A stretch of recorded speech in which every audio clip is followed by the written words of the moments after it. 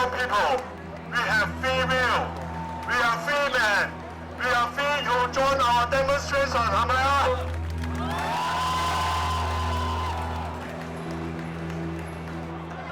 Nagtatalo ngayon ng mga aktivista kung susundin nila yung usapan na what if blockade itong main thoroughfare. Actually, mas gusto ko sa emosyon. Sa emosyon ng tao. Kung ano yung nararamdaman.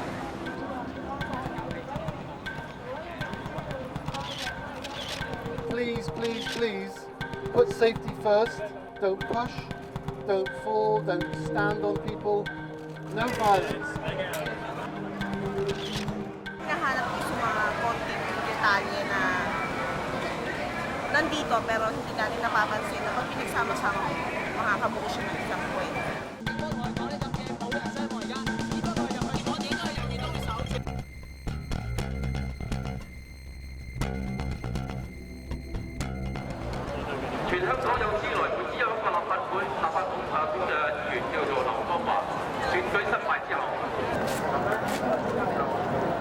October 1, National Day ng People's Republic of China nang dumating kami sa Hong Kong. 我哋有冇有自由意志啊，香港人？ At kasagsagan ng binansagang Umbrella Revolution. Wala pa rin kasing karapatan ang mga taga Hong Kong na malayong piliin ang kanilang leader para sa 2017 elections. Kaya libo-libo ang nagkilos protesta para sa demokrasya.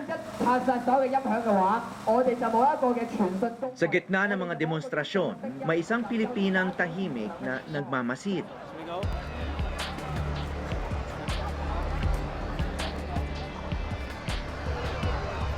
Kumukuha ng litrato. Siya si Zaiza Cruz Bacani. Kasi nung nung una is actually curious lang ako eh. Parang kasi hobby nila dito. Yung weekly kasi dito meron talagang rally. Boring kasi sa akin. Pag titignan ko boring. Pero nung lumabas ko, sabi ko, may something na parang mas malaki. Sumiklab ang kilos protesta nang arestuhin si Joshua Wong at ang iba pang mga student leader ng Hong Kong noong September 26. Si Wong ang 17 taong gulang na aktivista na boses at mukha ngayon ng henerasyong sumisigaw para sa kalayaan. Ang pag-aresto sa kanila ang nag-udyok sa sangkatutak na tao na sumali sa protesta. At noong nakaraang linggo, Setyembre 28, marahas silang sinubukang buwagin ng mga pulis. And then September 28, nangyari yung tear gas incident. Pagbaba ko dito sa may Chong Kong building, papababa ko pa lang, wala akong balak mag-shoot Nag-isang kami tear gas. Ito ang mga kuha ni Zaiza nung mismong gabing yon. Sabi ko yung isang kuha ko na yung tumatakbo yung mama. Bumagsak yung tear gas sa paa ko. Sinipa ko ganyan, pero sinundan ko pa rin. Kasi parang, na pala yung adrenaline. Pero nasa isip ko lang, patay ako kay mama nila. Uy, nangyari masama sa akin. Kailangan ako uwi.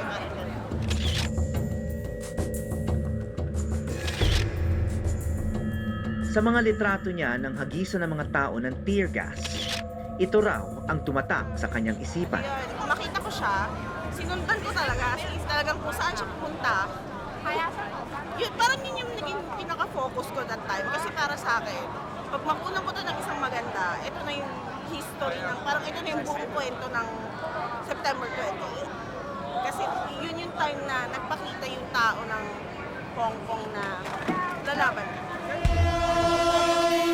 Isang Hong Kong na handang lumaban, laban na tila wala namang kinalaman si Zaiza.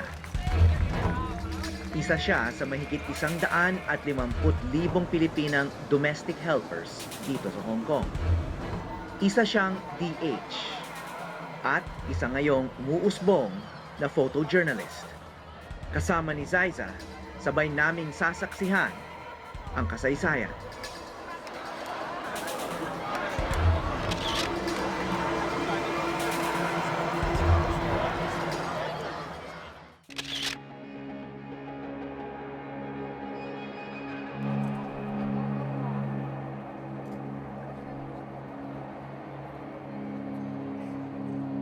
3 araw mula ng tinirgas at tinransyon ng mga pulis sa mga rallyista.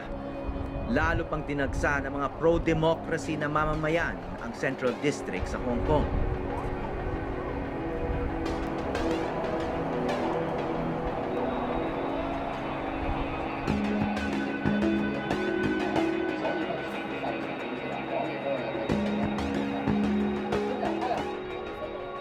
Nagmistulang EDSA 1 at EDSA 2 sa ilang pangunahing kalye ng Hong Kong. Itong pwesto ko ang masasabi nating ground zero ng protesta rito sa Hong Kong. Hanggang ngayon, naka-okupa sila ng mga nakapaligid na malalaking kalye rito sa Central. Nandito yung mga opisina ng gobyerno at bangko at malalaking komersyo.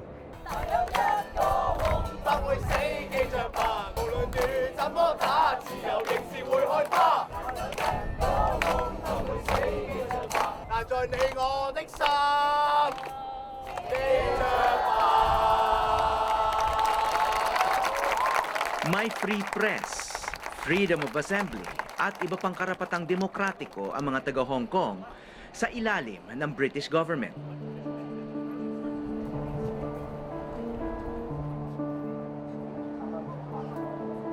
At nang ibinalik ito ng Great Britain sa China noong 1997, nanatili ang mga karapatang ito. Ang kulang lang ang malayang eleksyon para sa kanilang leader, ang Chief Executive ng Hong Kong.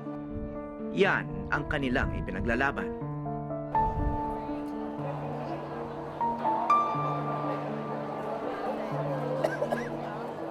Kahit lagi silang dinarayo ng mga turista, hindi kilala ang mga taga-Hong Kong bilang magiliw o palakaibigan sa mga dayo, lalo na sa mga domestic helpers dito. Pero tila ibang muka ng Hong Kong ang nasaksihan ko sa mga araw na yun. Nagbibigayan, nagtutulungan ang mga kabataan dito. At may libreng English interpreters pa para sa mga dayo tulad namin. Iba rin ito sa Hong Kong na nakilala ni Zaisa, na 9 na taon nang andito. Ano ba yung ordinaryong ugali dito sa Hong Kong? Para sa akin this is the most racist city. The most racist city. Yeah, parang racist tong city na to. But etong generation na to, ang nakikita ko sa kanila is mas naging acceptable sila or mas kind or nice sa hindi nila kalahi. Kasi makikita mo dito yung mixture ng iba't ibang lahi. And usually, hindi nangyayari yun.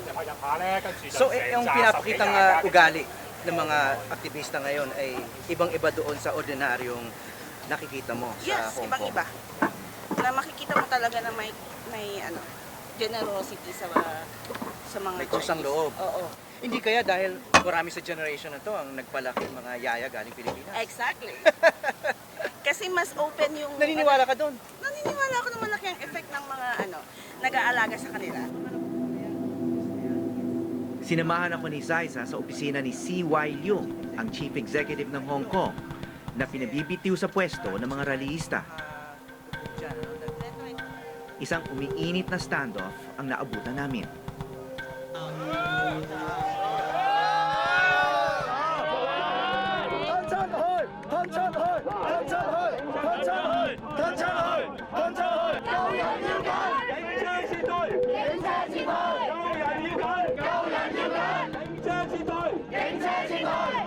We will let the embassy in.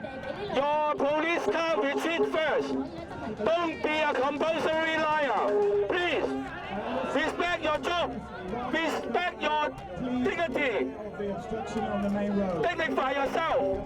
Ladies and gentlemen, please may I ask you to facilitate the vehicles come in, if for no other reason but to allow the other residents of Hong Kong to use the road behind you, which is now becoming congested. Inaharang ngayon ng mga aktivista yung mga sasakyan ng pulis. Ayaw papasukin dito sa kalye nito.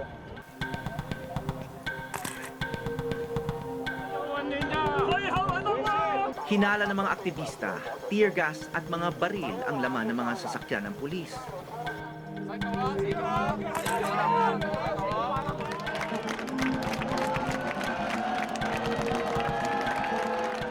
Pagkatapos ng mga isang oras na tensyon, umatras sa wakas ang pulis.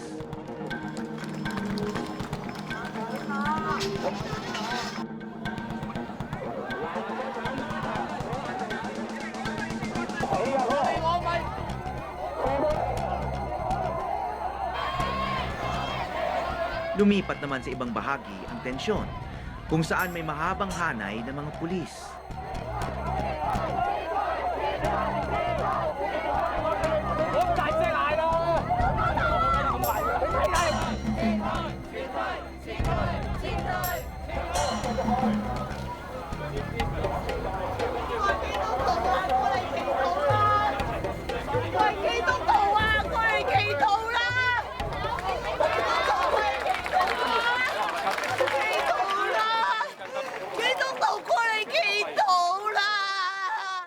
Anumang pagsusumamo ng ralistang yon, hindi rin napigilan ang pagpasok ng mga pulis.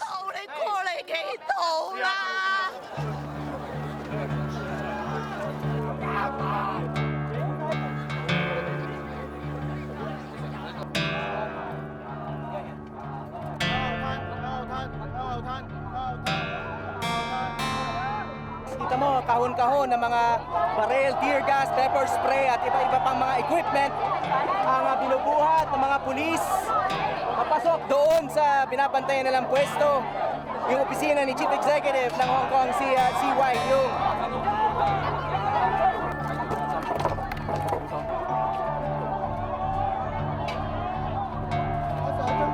Yan ang sinasabi ngayon ng mga nagpaprotesta rito eh. Nagcha-chant sila ng gauta, gauta. Ang ibig sabihin nun na paliwanag nyo. Bakit nyo ginagawa yan?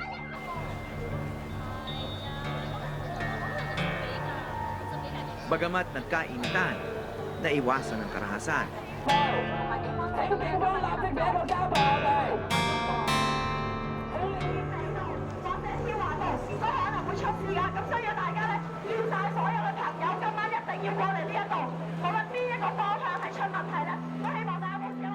Ngayong araw ang deadline ng mga rallyista para magbitiw si CY Leung. Nakatakdang magbigay ng anunsyo ang gobyerno pagdating ng hating gabi.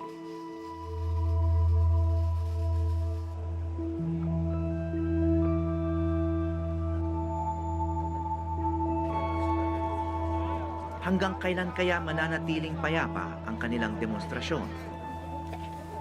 At mauulit kaya ang bangungot na naganap sa Tiananmen Massacre sa Beijing noong nagprotesta rin ang mga estudyante roon noong 1989?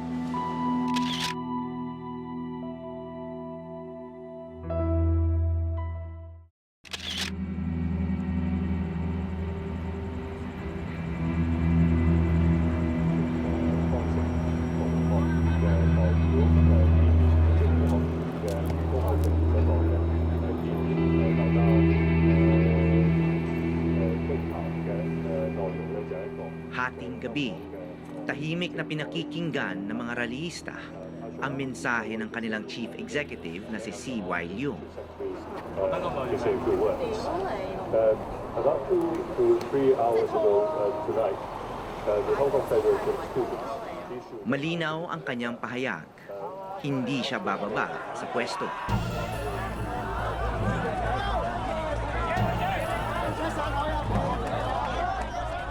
Muli na namang tumaas ang tensyon.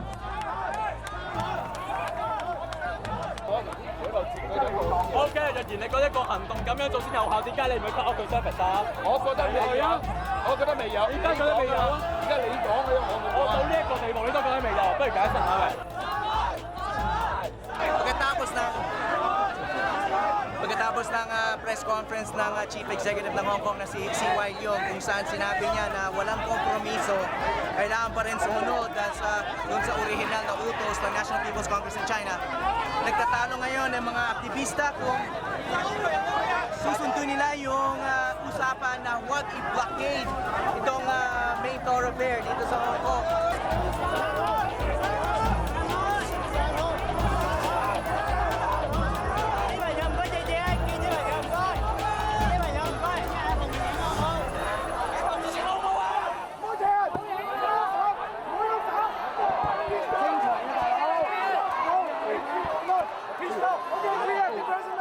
Pinagkaguluhan ng lalaking ito na bigla na lang umupo sa gitna ng kalsada.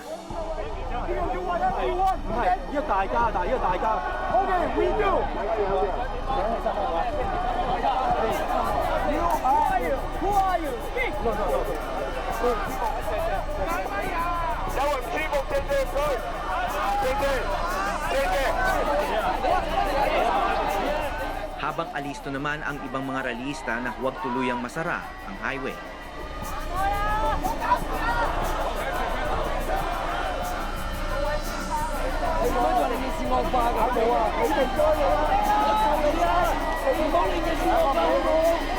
May nahimatay pa sa gitna ng komosyon.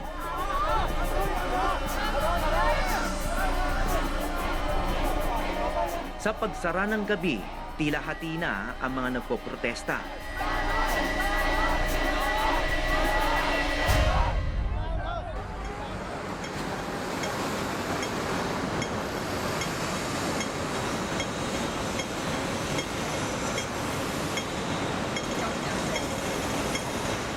Sa umaga, maluwag na muli ang mga kalsada ng Hong Kong. Bukod kay Saisa, halos wala kaming ibang Pilipinong nakita rito.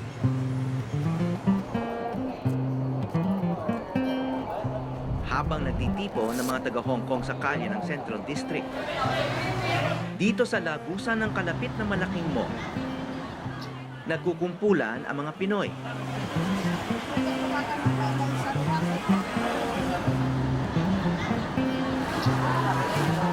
Tila isang mini divisoria ang eksena rito.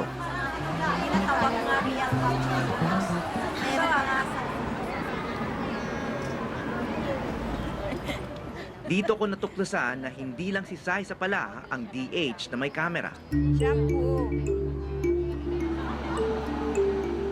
Ang isa sa mga litratistang Pinay ay si Mayolin Galera, tubong Abra at Palawan, at isa ring domestic helper dito sa Hong Kong.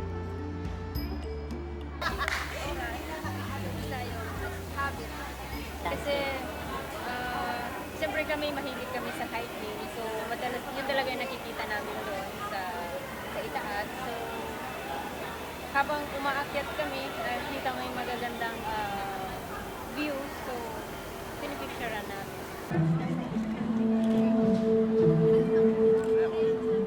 Bagamat may mga kamera rin, naiiba sila kay Saisa dahil mas pinipili nilang lumayo sa gulo ng kilos protesta. Ina-advise naman kasi ng mga amo namin or sa constrict na avoid na sa crowded. Yung DFA mismo, in-announce tapos pag sumali yung mga OFW, yung fine, 5,000 and then plus ma-preso pa. Kung mga eksena sa kalsada ang laman ng kamera ni Saisa, ang laman naman ng kamera ni Mayolin, mga tanawin sa Hong Kong na napakalayo sa mga nagsisikipang gusali nito. Sa lente niya, iba namang pananaw ang aking makikita.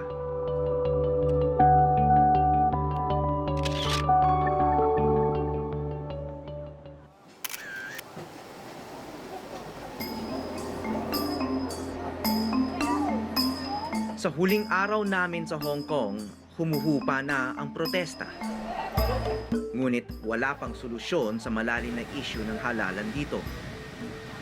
Lumayo na kami sa aksyon upang makipagkita muli kay Mayolin.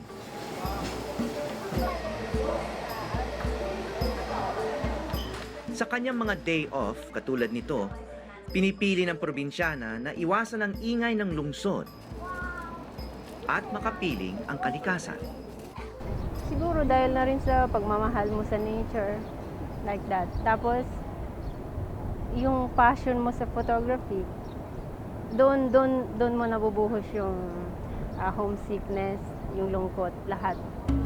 Sa bundok din sa Abra, lumaki sa atin si Mayolin. Bago lumipat ang pamilya niya sa Palawan, isa pang tahimik na lugar. Sa mga kuha ni Mayolin, hindi mo aakalain na may ganito palang bahagi ang Hong Kong. Bakit? Anong naibibigay ng photography sa'yo? Hindi ko ma-express Pero masaya. Masaya ako. Pag may mga subject ka na perfect, magaganda, masaya. So kung walang photography sa buhay mo, ano? Mas malungkot. Malungkot talaga. Baka matagal na akong umuwi. Para kay Mayolin, ang kamera ay panangga sa kalungkutan. Para naman kay Zaiza, panangga ito sa diskriminasyon. Pagtatanungin na, what's your day job? Do you do photography full time? Tapos sasabihin ko, no, I'm a helper. Mag-iiba yung mood nung kausap ko or parang, really? How can you do that? Parang ganon. Parang wala akong karapatang maging photographer kasi helper ako. Hindi, syempre kapag nag-shoot ako na may camera ako, hindi na ako helper. Photographer na ako. Parang ganon. Ngayon, pinapangarap ni Zaiza na maging miyembro ng Magnum, isang sikat na kooperatiba ng mga international photojournalists. Isa itong pangarap na tila abot kamay na sa tulong ng mga fotograpong naniniwala sa galing niya. Yung foundation nung photography niya, hindi ko malaman talaga, is really raw and yet so good. Iba yung approach niya eh. Yung approach niya compared to the other photographers that I've seen. Premyadong documentary photographer si Rick Rocamora.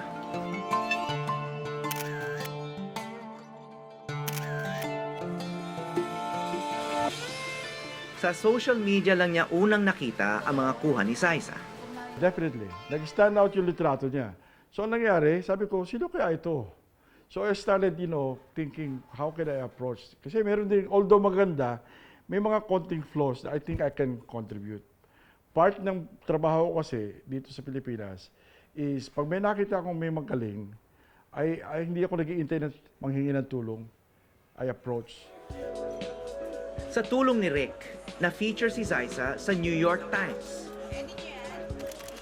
At mula noon, mabilis din siyang nakilala sa Pilipinas.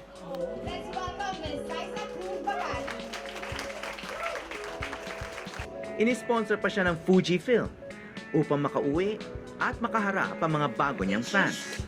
The change in everything we do, we must give our best. Even just cleaning the floor, you should clean it properly because if you do your best and still you did not succeed, it's not your fault. It was like overwhelming. Yun yung nag-push sa akin na tanggapin talaga yung spotlight, yung i-own ko siya. Kasi at first, I don't like it. Nung una ayoko, parang hindi ko alam na gano'n yung magiging effect ng NYT. I thought it was just an article. I never thought na gano'n yung magiging effect sa mga kababayan ko, na magiging inspirasyon pala ako. So, Anong reaction ng mother mo dito sa ginagawa? Ay, tuwang-tuwa, proud na proud siya. Doon pa rin yung pakiramdam na, sana doon ako bukas.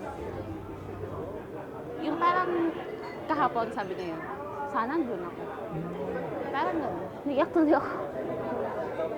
Bakit? Bakit sinasabi niya yun?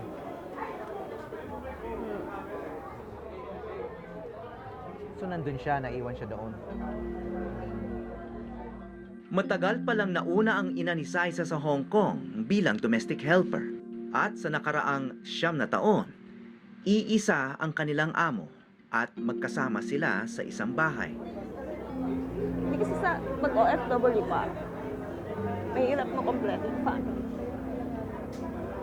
Yung birthday, Christmas, 20 years. Kami nag-Christmas together. Proud na proud ako sa mother ko kasi she worked 365 days a year. Never nag-off yet. Just to make sure na maganda yung kinabukasan ng family namin.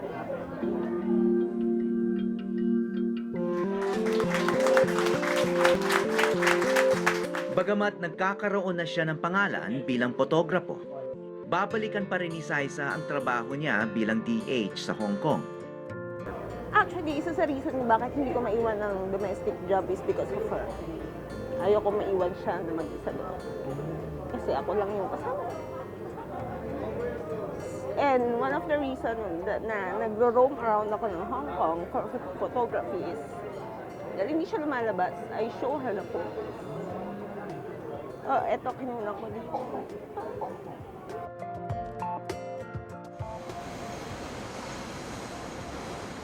Nalaman ko rin kung bakit halos walang tigil na nag-shoot si Saisa sa Hong Kong.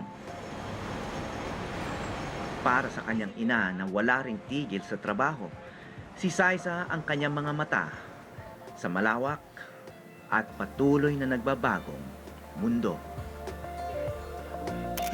Mula sa Hong Kong, ako si Howie Severino at ito ang Eyewitness.